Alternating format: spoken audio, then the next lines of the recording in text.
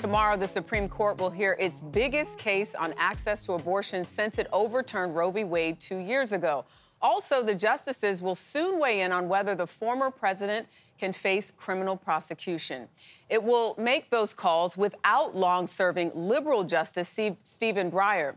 He retired 2 years ago and was succeeded by one of his former law clerks, Ketanji Brown Jackson. Well, now Breyer is out with a new book, Reading the Constitution. It makes the case for his judicial philosophy. Breyer spoke with Jan Crawford about his concern about the court's direction. Do you miss it here? Somewhat. I mean, it isn't the most cheerful building in the world. As a retired justice, Stephen Breyer still gets an office at the Supreme Court. So this is the new digs. That's right. It's not bad. Not bad. Where he's still working and educating. I'll take out my copy of the Constitution.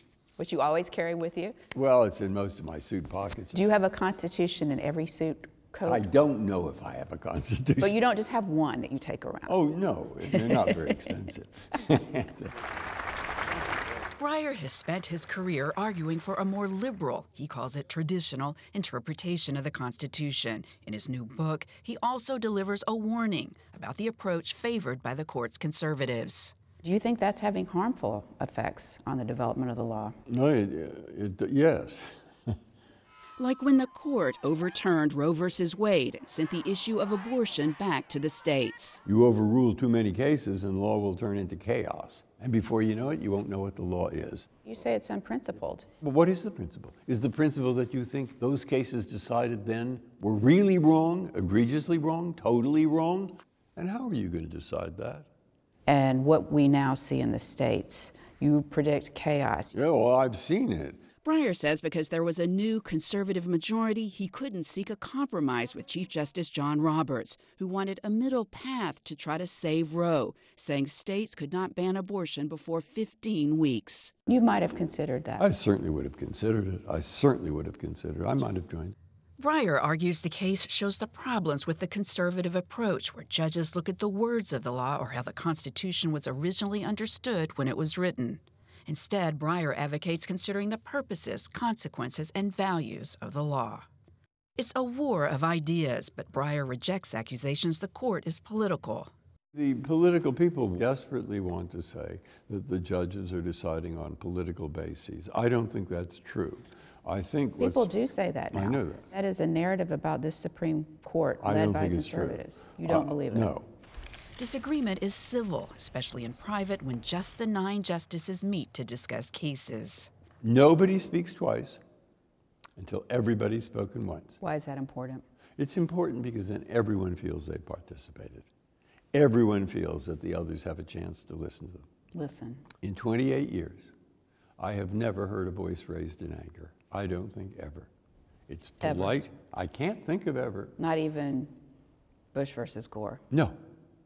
I think they were wrong. But you didn't shout it? No. How is it now? I think it's similar. Still? I think it's not perfect. Nothing's perfect.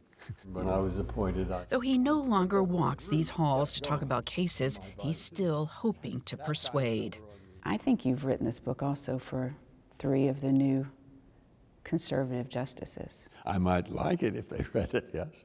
And encouraging young people to have hope. They say, well, what should we do? I say, what should we do? Get out and participate, but you want me to be detailed? I'll tell you something. I'll tell you a secret. It's not my world anymore. It's yours. And you're the ones who will decide how to keep it together. So go out there and do it. Now, Justice Breyer, he was really valued up here for his collegiality, and he still sees his former colleagues a lot. The week that we interviewed him, he had just had lunch with them all in the justice's private dining room. And he says, it's really important to keep your perspective, that these newer justices are young. They are going to be here a long time. And if you look back at the court over the decades, sometimes they can change. Tony?